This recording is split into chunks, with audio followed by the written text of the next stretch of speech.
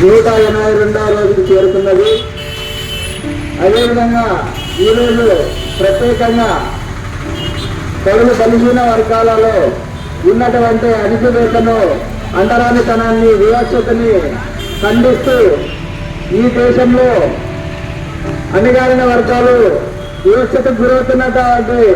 సమాజాలకి న్యాయం చేయాలని తన యొక్క యవ్వనంలోనే వారందరికీ మోక్షం కల్పించాలని ఎన్నో పాటల ద్వారా, మాటల ద్వారా యుద్ధాలని, ఆ ఉద్యమాన్ని ఉరుగొలిపించినటువంటి మారోజు వీరన్న గారు 27వ వర్ధంతి సందర్భంగా ప్రతి ఒక్కరికి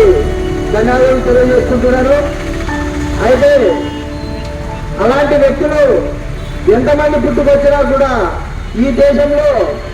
కులము అనే దాన్ని పోగొట్టలేకపోతున్నటువంటి సందర్భంలో ఆయన యొక్క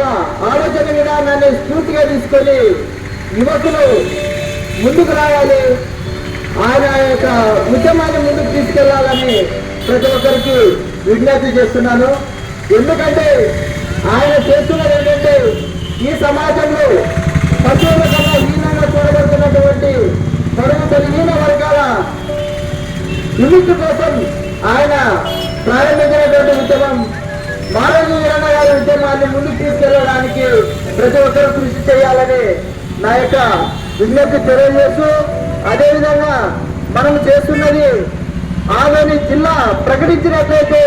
ఈ ప్రాంతంలో డిగ్రీలు, పీజీలు, పిహెచ్డీలు చేసినటువంటి